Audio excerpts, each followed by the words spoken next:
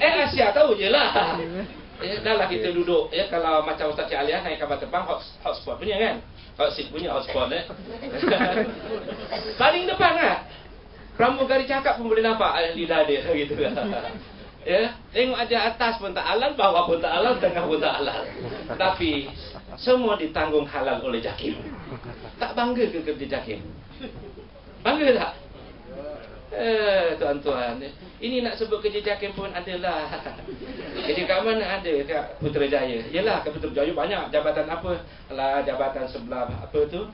Sumber manusia. Sumber manusia tu sebelahnya SPRM. Sebelah sikit. Apa tu? Bila sebut JAKIM, lebih kurang tu lah. Itu pun tak ngaku lagi. Apa ni? Be proud lah, Perancangan strategik kita. Kita fikir macam mana kita nak masuk ke industri. Mana ada budak pengajian Islam menganggur? Paling lagi Jeko, betul? Betul. Yang menganggur tu ngelak. Kaki ngelak tu. Paling lekeh, teruk sangat. Buat, ambil kursus eksekutif halal, boleh masuk ke tempat-tempat ni. Tuan-tuan tahu? Kalau yang gemuk-gemuk, yang badan besar-besar, jadi penyembelih handal di Australia, banyak kosong sana.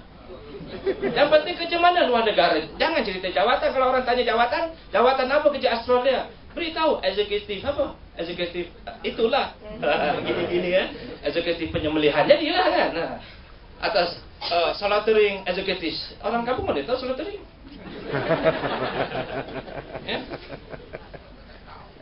Allah Akbar. Hebat tuan-tuan. Inilah dulu kita meneroka kewangan Islam, tapi akhirnya bank negara menjadi ketua. Tak apa. Kita teroka bank Islam. Memang kita tak layak tubuhkan bank. Tapi ilmunya daripada kita, ketah-ketah kerjanya daripada kita. Datuk Aziz tahu, dia awal kerja dari saya. Orang lain sekarang mengontrol. Bank negara kuasai, dia pun umumkan, dia pun isytiharkan. Modal modal kewangan Islam bertambah 14% dalam tempoh ini. Dr. Zaid Aziz sebagai Gubernur Bank Negara umumkan. Tak apa.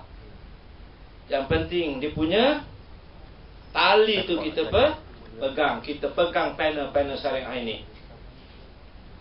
Sebab ini tali dia. So, biar Bank Negara buat apa yang dikatakan kewangan Islam tadi. Yang halal ini kita masih pegang. Tapi demi kepentingan dakwah, kalau ditakdirkan akan datang nanti, orang nak ambil. Tak apa. Selagi boleh pertahan, kita pertahankan. Tapi kalau orang dah nampak hebat sangat halal ni, kepentingannya, berpisah tiada dengan halal ni, jangan dibiarkan JAKIM bersendirian kalau itu ayat-ayat yang dilafazkan. Tak apa. Yang penting Islam gemilang, Islam mampu menjadi tamadun di Malaysia ini. Dan dari Malaysia ini kita nak menjadi contoh untuk dunia. Tuan-tuan tahu cerita halal ni? Saya ingat lagi ceritanya, sekeping surat ada restorannya dipertikaikan sembelihan dia. Dia minta kat pusat Islam ni, masa tu bahas Datuk dia kata, tuan keluarkan surat lah, beritahu ayam ni memang sembelih cari Islam. Maka ditulislah kepada pihak berkenaan bahawa restoran ini halal sembelihannya. Jangan ragu untuk memakan. Melantaklah banyak-banyak. Itu ayat dekat saya lah. Jadi dalam keadaan seperti itu ditempik. Orang tengok, oh ada pusat Islam punya. Rupanya 25 tahun yang sekarang ini ceritanya, dia sudah menjadi industri $1 trillion Amerika. Kalau ada negara lain nak cuba halal ini datang dari dia, bohong. Tak ada, memang Malaysia pusat Islam tu masa itu saya tingkat 4. Dia Datuk saya tak tahu tingkat berapa. Dia Adli rasanya tingkat 7. Penyelidikan masa itu ini cerita ada. Kami ni berbicara ni sebagai orang tua yang tinggal dah lama di JAKIM ni. Tak tahu nak pinjam bila, tak tahulah. Ni untuk adik-adik anak-anak yang kader-kader kita yang kadang-kadang dia tak tahu sejarah perjuangan dia yang begitu payah nak menegakkan Islam di Malaysia ini. Di dunia pun sama. Wakaf ni tuan-tuan ya. Wakaf ni kalau tuan-tuan faham, boleh bina lebuh raya. Wakaf ni boleh beli tol-tol yang sekarang ini orang mengamuk. Tol mahal, betul tak? Kalau tanya saya macam mana nak selesaikan, kita berwakaf ramai-ramai lah. Kita beli saham wakaf-wakaf ni, lepas tu kita wakafkan balik. Tapi maknanya kita kena korban lah kan. Sebagaimana Yusdi Al-Azhar Mesir. Anak saya buat medik di Mesir. Sebagian besar universiti di sana adalah wakaf. Mana mungkin boleh buat perubatan sekadar 125,000 yuran dia 5 tahun, 6 tahun. Buat di Malaysia 500,000 juta. Sebab sebagiannya adalah wakaf. Wakaf bukan sekadar boleh buat surau di ujung kampung, di tepi sungai. Bukan. Boleh bina lebuh raya.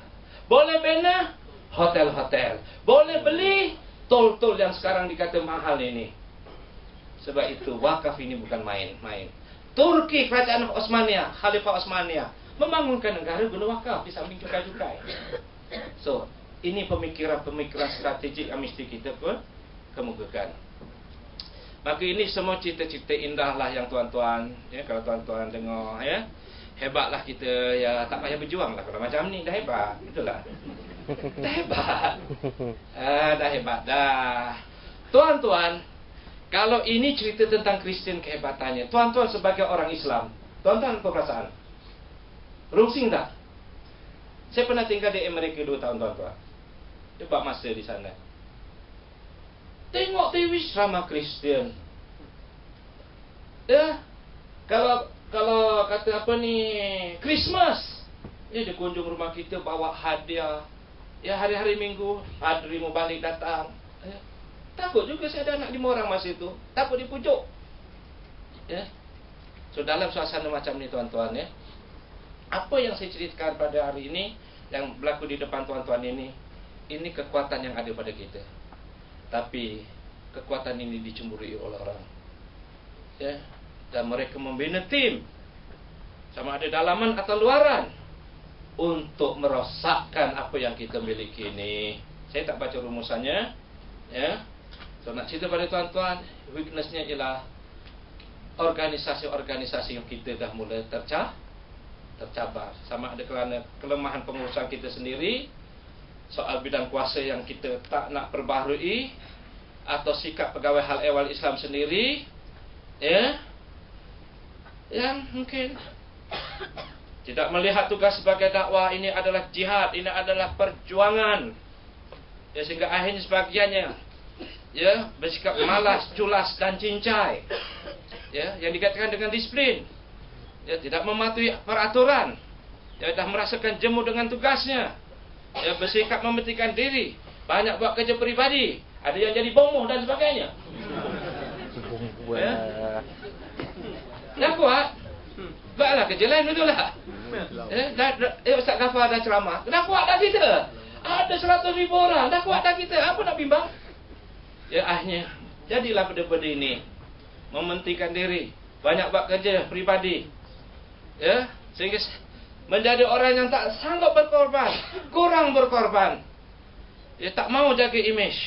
Jadi hilang imej sebagai pegawai hal ehwal Islam, dan setengahnya nak mengaku dia sebagai pegawai JAKIM pun malu. Rasa rendah diri, rasa rendah diri. Yang paling memalukan, sebagiannya ada yang terlibat dengan jenayah termasuk rasuah. Yang ini semua rekodnya disimpan oleh musuh-musuh Islam. Yang terbaru, maka dia cerita kata, cakap Islam bergegar-gegar, kata nak jaga halal, yang dia minta rasuah kerana urusan sijil halal tu apa dia? Nampak? Bila saya dialog dengan rakan-rakan Kristian di Maya, kita hujah begini, dia keluarkan gambar begini. Kita bila ada satu gambar, padri di dalam gereja dengan lambang salib tu, dia membuat upacara nikah jantan dengan jantan. Ada kawan keluarkan gambar itu, maka ditulis, apakah Kristian menghalalkan homoseks? Sebab ujarnya buat dalam gereja ada lambang salib. Kristian keluarkan gambar pula, apakah orang Islam juga menghalalkan homoseks? Tengok gambar ini, bukankah ini orang Melayu? gambar yang di luar negara. Betul? Dia simpan benda-benda ni.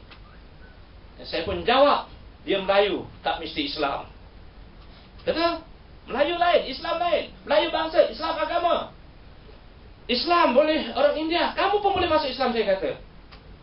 Rekod-rekod buruk orang Islam ni. Sebab itu, angka-angka data-data, buang bayi apa, kalau boleh jangan keluar surat khabar. Itu disimpan. Rekod Facebook yang bukan-bukan ni, tuan-tuan hati-hati Yang Facebook ni, gerakan Yahudi, dia nak kumpul data ni. Dia akan tahu siapa Abdul Ghaffar. Ya, oh dia kerja JAKIM. Dia agak celupa mulutnya. Dia tulis bukan-bukan tak apa. Ini rekod. Tengok-tengok ada kawan kita, dia nak masuk Iran tak boleh. Rupanya dia pernah kutuk Syiah. Baru dia sedar sensitif Syiah ni. Mungkin saya nak masuk Amerika balik, nak jalan lah kononnya makan angin dengan bini yang pertama.